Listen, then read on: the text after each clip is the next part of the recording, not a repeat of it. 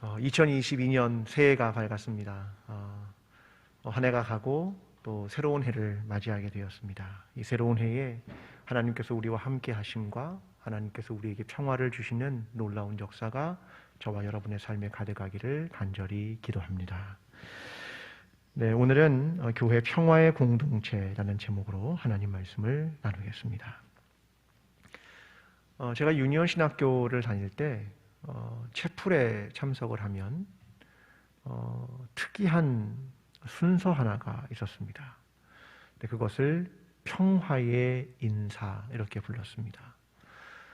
평소에 한국 교회에서 예배를 드리면서 항상 앞을 바라보고 여러분처럼 이렇게 예배를 드리는 게 익숙했던 저에게 갑자기 예배 시간에 사람들이 전부 다 자리에서 다 일어나는 겁니다. 그래서 서로 왔다 갔다 하면서 인사를 했습니다. 인사는 이러했습니다.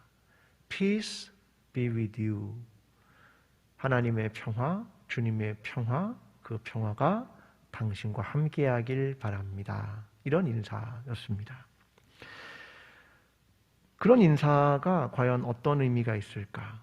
그것은 교회에서 드리는 예배란 하나님을 향한 것이며 또한 공동체 안에서 함께 이루어지는 것이기 때문일 것입니다. 하나님을 향해 영광을 돌리고 또 공동체 안에서 함께 평화를 만들어내는 것, 그것이 예배가 가지고 있는 의미일 것입니다. 그래서 그들은 Peace be with you 이렇게 인사를 했습니다. 아마 우리말로 하면 이렇게 인사하겠죠. 주님의 평화가 당신과 함께. 자, 앞뒤 좌우에 있는 분들 네 분 이상과 인사하고 또 손을 마주치기도 하고 하면서 인사해 보겠습니다. 주님의 평화가 당신과 함께.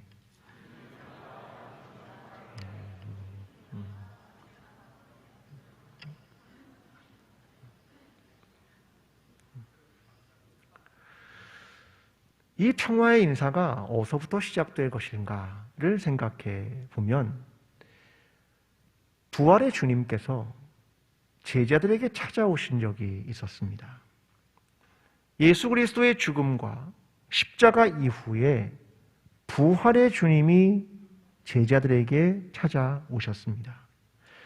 요한복음 20장 19절은 이렇게 기록합니다. 이날 곧 안식 후 첫날 저녁 때에 제자들이 유대인들을 두려워하여 모인 곳의 문들을 닫았더니 예수께서 오사 가운데 서서 이르시되 너희에게 평강이 있을지어다. 이 말씀을 하시고 손과 옆구리를 보이시니 제자들이 주를 보고 기뻐하더라. 지금 제자들의 상황은 두려움과 공포 속에 있었습니다. 그들이 사랑했던 예수님을 잃었습니다. 그들에게 더 이상의 희망이 없는 것처럼 보였습니다. 그뿐만이 아니라 예수님을 판 사람이 제자 중에 하나였던 가롯 유다였습니다. 유다의 배신, 제자 공동체의 와해, 서로에 대한 불신, 이것이 제자 공동체가 가지고 있는 어려움이었습니다.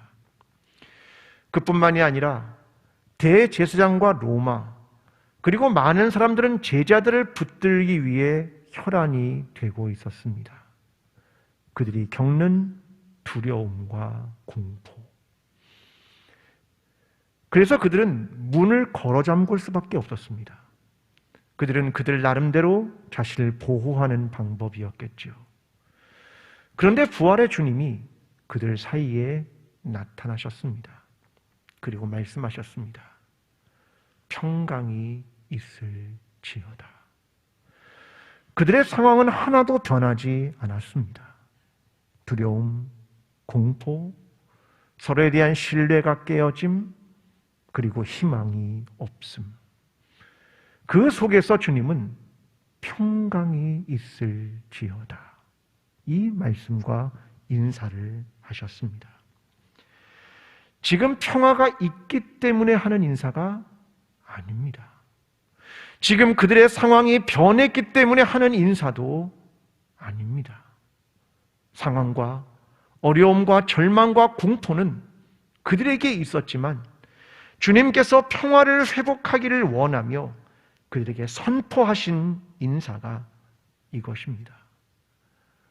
평강이 너희에게 있을지어다. 그래서 초대교회는 이 인사를 하게 되었습니다.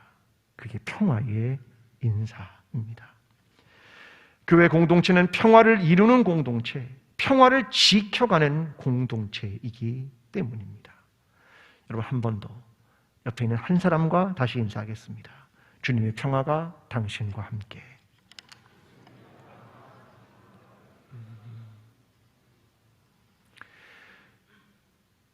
여러분, 세상에 주는 평화가 있습니다. 이걸 대표하는 것은 1세기와 2세기에 있었던 로마의 평화, 팍스 로마나라고 합니다. 자, 이것을 보통 라틴어로 말할 때는 그들은 파체라는 말을 씁니다. 이게 peace라는 말이죠. 여기서부터 태평양이라는 퍼시픽이라는 말도 나오게 되었습니다. 모든 것을 평정하다, 그런 뜻입니다. 사람들이 이루려는 평화는 시끄럽지만 않으면 되는 겁니다. 그래서 위로부터 힘을 가지고 누르면 평화가 찾아온다고 생각한 것입니다. 힘으로 만든 평화, 내면의 욕망을 가지고 이루는 평화, 평화라는 겉모습만 가지면 되는 평화, 이것이 로마의 평화였습니다. 평화에는 갈등이나 다툼이 일어나지 않으면 되는 것이 아니라, 순응하고 복종하는 평화가 아니라 굴복하고 굴복시키는 평화가 이루어지면 안 되는 겁니다. 그런데 사람들의 평화는 바로 그 로마의 팍스 로마나라고 하는 평화를 꿈꾸는 것이 사람입니다. 성경은 이런 평화에 대해 말하지 않습니다. 히브리어로 그들은 샬롬이라는 말을 사용합니다. 이것은 그들이 전쟁과 갈등이 끝났다, 이렇게 단순하지 않습니다. 샬롬이란 우정, 만족, 안전, 건강, 번영, 풍요, 평안, 조화, 구원. 소수의 사람들이 이루는 평화가 아니라 모든 이를 위한 평화. 이것이 성경이 말하는 샬롬입니다. 이스라엘 백성이 바벨론의 포로로 잡혀간 적이 있었습니다. 그런데 예레미야 선지자가 이상한 이야기를 하나 들려줍니다. 예레미야 29장 7절은 이렇게 말합니다. 너희는 내가 사로잡혀 가게 한 그 성읍의 평안을 구하고 그를 위하여 여호와께 기도하라. 이는 그 성읍이 평안함으로 너희도 평안할 것임이니라. 예레미야가 말하는 평안은 대단히 독특했습니다. 내가 피지배국의 사람인데 내가 포로로 끌려간 그 성읍의 사람들을 위해 평안을 빌어라. 그래야 너희도 평안할 것이다. 여러분, 지금 여기서 말하는 샬롬은 나만 평안한 것이 아니라 모든 이의 평화, 그것을 말하는 것입니다. 심지어는 정복자들을 사랑해라. 원수에게 선을 베풀어라. 박해자들을 위해 기도해라. 이것이 성경이 말하는 샬롬이라고 하는 것입니다. 이것이 신약으로 오면 헬라어 에이레네라는 말로 사용됩니다. 이건 본래 휴식이라는 말이지만 더 깊은 의미가 에베소 2장 14절에 등장합니다. 그는 우리의 화평이신지라 둘로 하나를 만드사 원수된 것 곧 중간에 막힌 담을 자기 육체로 허시고. 여기서 말하는 에이레네란 둘이 하나가 되는 것입니다. 막혔던 것들이 무너지면서 하나가 되는 것, 그래서 다른 말로 하면 화해라고 설명할 수 있을 겁니다. 근데 둘이 하나가 되는 이 평화와 화해란 어떻게 이루어지냐면 예수 그리스도의 십자가, 자기 육체로 헐어버리는 것, 그것으로 이루어지는 것이라고 설명합니다. 자기의 자리를 고수하거나 약자를 지배하는 것이나 숙이거나 위선이 아니라 자기를 포기하고 십자가를 지고 내려놓는 것, 그거로부터 진정한 평화가 옵니다. 이것을 설명하는 겁니다. 그래서 초대교회는 항상 평화의 인사를 했습니다. 고린도 교회에게 이렇게 편지를 씁니다. 하나님 우리 아버지와 주 예수 그리스도로부터 은혜와 평강이 있기를 원하노라. 갈라디아 교회도 다르지 않습니다. 우리 하나님 아버지와 주 예수 그리스도로부터 은혜와 평강이 있기를 원하노라. 에베소 교회는 다릅니까? 하나님 우리 아버지와 주 예수 그리스도로부터 은혜와 평강이 너희에게 있을지어다. 빌립보 교회도 다르지 않습니다. 하나님 우리 아버지와 주 예수 그리스도로부터 은혜와 평강이 너희에게 있을지어다. 이것이 초대교회의 인사가 되었습니다. 오늘 우리 교회에도 하나님 아버지와 주 예수 그리스도로부터 오는 은혜와 평강이 있기를 간절히 기도합니다. 우리는 한 해 동안 시편 85편을 묵상할 겁니다. 이것은 고라자손의 시입니다. 오늘은 전반부, 내일은 후반부에 대한 이야기를 하겠습니다. 이것은 평화에 대한 이야기, 그 이야기를 담고 있습니다. 자, 오늘 본문 1절을 좀 보면 이렇게 시작합니다. 여호와여, 주께서 주의 땅에 은혜를 베푸사 야곱의 포로된 자들이 돌아오게 하셨으며. 이 시편 85편의 기자의 관심은 뭐냐면 땅입니다. 하나님, 이 땅에 주의 은혜를 베풀어 주십시오. 하나님, 이 땅이 하나님의 은혜를 경험하게 해 주십시오. 이것이 그들의 관심이었습니다. 하나님, 우리가 약속의 땅을 받았습니다. 그런데 땅을 잃어버리고 포로로 끌려갔다가 다시 돌아왔습니다. 어디로? 땅으로. 우리에게는 이 땅이 다시 돌아오는 약속의 땅입니다. 그것을 시편에 기록하고 있는 겁니다. 하지만 하나님 편에서 보면 이 땅은 주의 땅입니다. 하나님께서 창조하신 땅입니다. 자신의 땅입니다. 하나님의 통치와 다스림이 있는 땅입니다. 이것이 하나님의 땅이라는 개념입니다. 언젠가 제자들이 예수님께 우리에게 기도를 좀 가르쳐 주십시오 라고 요청드린 적이 있었습니다. 그때 주님이 말씀하신 게 주기도문이었죠.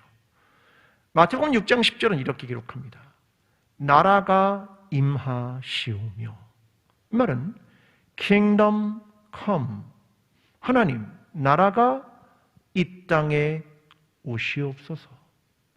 뜻이 하늘에서 이루어진 것 같이 땅에서도 이루어지이다. 이 말은 하늘의 하나님의 뜻이 땅에서 이루어지게 해주십시오.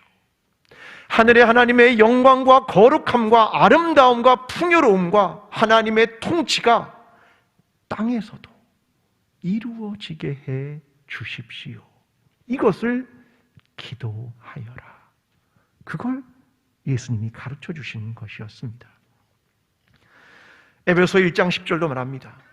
하늘에 있는 것이나 땅에 있는 것이 다 그리스도 안에서 통일되게 하려 하십니다. 이 말은 하늘에 있는 것이나 땅에 있는 것이 같다. 하늘의 아름다움과 거룩함이 땅에서도 이루어진다. 이걸 기도한 내용입니다. 하나님의 통치가 이 땅에도 이루어지게 해 주십시오.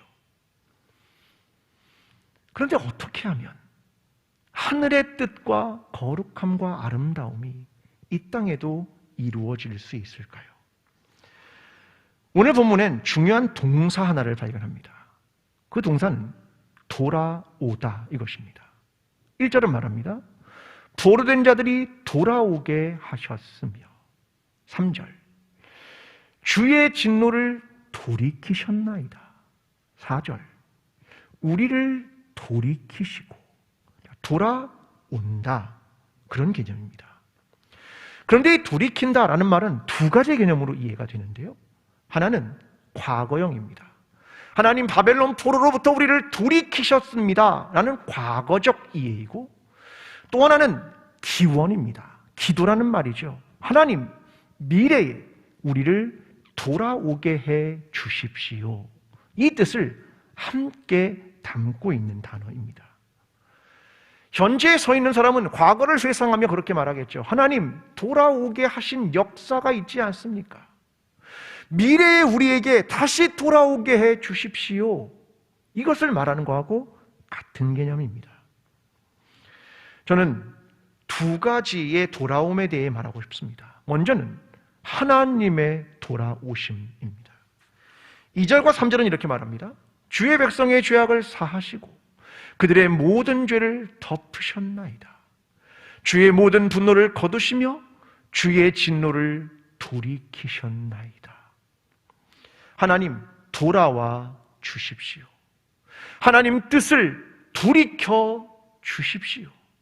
다시 우리에게 돌아와 주셔서 우리의 죄를 사해 주시고 주의 분노를 그쳐 주십시오. 이걸 기도하는 겁니다. 시편 85편은 고라자손의 시입니다. 여러분, 고라자손이란 레위인 중에 중요한 축을 이루고 있는 자손입니다. 고라자손으로부터 아론과 모세가 나왔습니다. 이 자손은 특별한 직무를 맡았습니다. 성막에 있는 성물들, 기구들을 직접 어깨로 메고 이동시키는 일을 했던 게 고라자손입니다. 그들은 언약궤를 어깨에 메기도 했고 번제단을 메기도 했고 분향단을 메기도 했고 성물 가까이 있었던 자들이 바로 고라자손입니다. 굉장한 자부심이 있었겠죠. 그런데 그들이 민수기 16장에서 했던 놀라운 경험 하나가 있었습니다. 이 고라자손이 당을 짓습니다. 그리고 250명의 지휘관과 함께 모세를 거스릅니다. 왜요? 레위 자손이 제사장이 되고 싶었던 겁니다. 그때 민수기 16장 6절과 7절이 이렇게 말합니다. 이렇게 하라. 너 고라와 내 모든 무리는 향로를 가져다가 내일 여호와 앞에서 그 향로를 불을 담고 그 위에 향을 두라. 그때 여호와께서 택하신 자는 거룩하게 되리라. 레위 자손들아, 너희가 너무 분수에 지나치느니라. 이 레위 자손 고라가 당을 만들고 지휘관 250명과 함께 향로를 하나씩 듭니다. 250개의 향로를 들었겠죠. 그리고 한쪽은 모세, 한 사람이 향로를 들었습니다. 도대체 내가 누구 쪽에 서는지를 알게 될 것이다. 그걸 보여주기 위한 겁니다. 22절은 이렇게 표현하죠. 한 사람이 범죄하였거늘. 자, 이것의 히브리 원문은 고라가 붙들었다. 그런 표현입니다. 결국 그들은 산채로 스올에 빠지고 땅이 그들을 삼키게 되는 충격적인 경험을 하게 됩니다. 저는 이것을 그들이 경험 속에 가졌다고 생각합니다. 이건 뭐냐면 하나님에 대한 이해를 하기 시작한 경험입니다. 하나님은 늘 환한 얼굴과 친근한 미소로 두 팔을 벌리고 계신 분이라고만 생각합니다. 그런데 아니었습니다. 하나님은 때로는 분노하시는 분이었고, 하나님은 때로는 화를 내시는 분이었고, 하나님은 때로는 심판하시는 분이셨습니다. 이게 고라 자손이 가진 경험입니다. 이 말을 바꾸면 이런 말입니다. 하나님은 인격적 존재라는 겁니다. 어쩌면 하나님이 계속 웃으시고 계속 용서하시고 계속 밝은 미소를 갖고 있다라고 내가 상상한다면 난 하나님을 기계적으로 이해하고 있는지도 모릅니다. 아니, 내 편에서 하나님을 이해하는 방법이겠죠. 근데 하나님은 인격적인 분입니다. 심판도 하시고 화도 내시고 사랑도 하시고 인애도 베푸시고, 그게 인격적인 하나님이라는 말 아니겠습니까? 에스겔서에 보면 10장 18절에 여호와의 영광이 성전 문지방을 떠나가 버립니다. 하나님이 성전을 버리고 떠나가 버립니다. 에스겔 11장 29절에 보면 여호와의 영광이 성읍 가운데서부터 올라가 성읍 동쪽산에 머무릅니다. 예루살렘을 떠나가 버립니다. 여러분 자신 있으십니까? 하나님은 인격적이라는 분을 믿으면서 정말 자신이 있으십니까? 그래서 그들이 기도한 겁니다. 하나님, 우리의 죄악을 사해 주십시오. 우리의 죄를 덮어 주실 것이지요. 분노와 진노를 돌이켜 주실 것이지요. 다시 우리에게 돌아올 것이지요. 이걸 그들이 기도하고 있는 것이었습니다. 여러분, 2022년 한 해 하나님께 기도해야 할 것은 하나님, 다시 돌아오십시오. 우리의 죄를 덮어주시고 우리를 사해 주십시오. 우리와 하나님과의 관계가 다시 인격적으로 회복되는 것, 이것이 하나님께서 우리에게 원하신 것입니다. 또 하나는 우리가 돌아가는 겁니다. 8절은 이렇게 말합니다. 내가 하나님 여호와께서 하실 말씀을 들으리니 난 듣겠습니다. 이 말은 돌아가겠습니다, 그 말이죠. 호세아 6장 1절은 이렇게 말합니다. 오라 우리가 여호와께로 돌아가자. 여호와께서 우리를 찌르셨으나 두루 낫게 하실 것이요 우리를 치셨으나 싸매어 주실 것입니다. 우리가 여호와께로 돌아갑시다.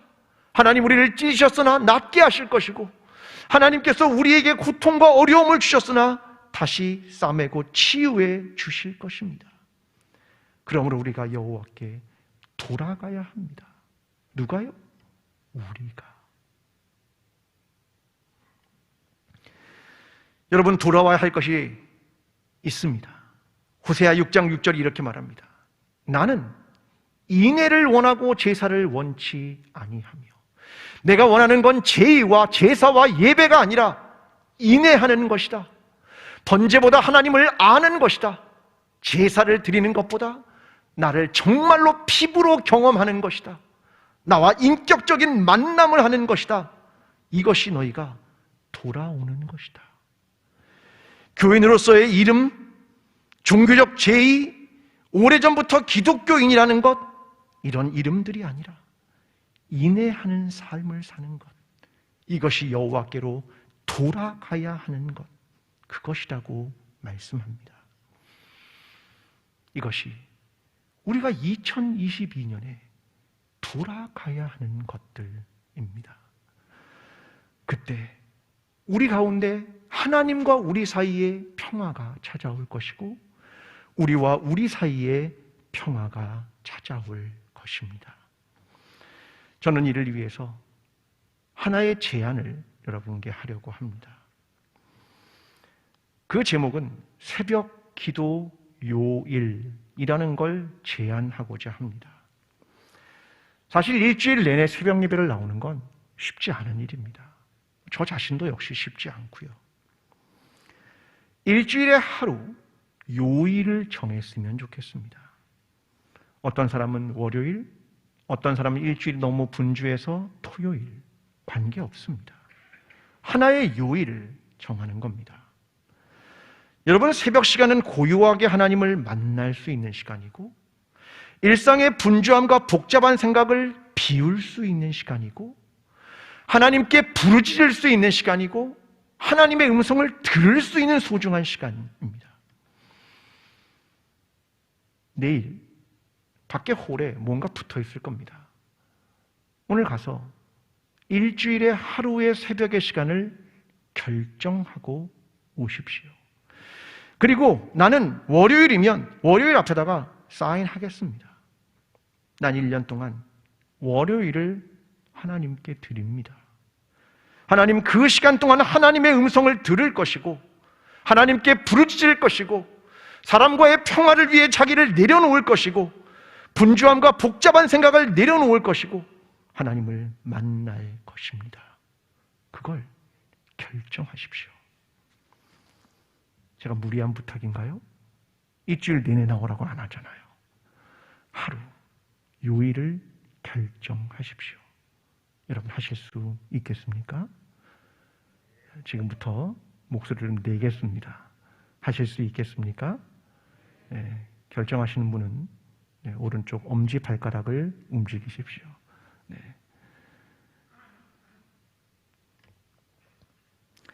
여러분, 이제 2022년 우리는 평화의 길에 들어서려 합니다. 그 길은 우리가 하나님께로 돌아가는 길이며 하나님께서 우리에게 돌아오시는 길입니다. 여러분, 나도 내 자신을 어찌할 수 없는 순간들이 많습니다. 내가 다른 사람을 어찌할 수 있지도 않습니다. 내가 하나님을 움직일 수 있지도 않습니다. 그래서 평화란 어려운 겁니다. 내 마음대로 되지 않기 때문입니다. 그러나 모두가 다시 돌아오면 평화의 시간이 시작될 수 있는 것입니다. 쉽지 않지만 최종의 목표는 하나입니다. 평화입니다. 그래서 마지막으로 여러분께 이혜인 수녀의 평화로 가는 길은 이라는 시를 읽고 오늘 설교를 마치려 합니다. 평화로 가는 길은 이 둥근 세계에 평화를 주십사고 기도하지만 가시에 찔려 피나는 아픔은 날로 더해갑니다. 평화로 가는 길은 왜 이리 먼가요? 얼마나 더 어둡게 부서져야 한 줄기 빛을 불 수 있는 건가요? 알고도 가까운 나의 이웃에게, 가깝고도 먼 내 안의 나에게 맑고 깊고 넓은 평화가 흘러 마침내 하나로 만나기를 간절히 기도하며 울겠습니다.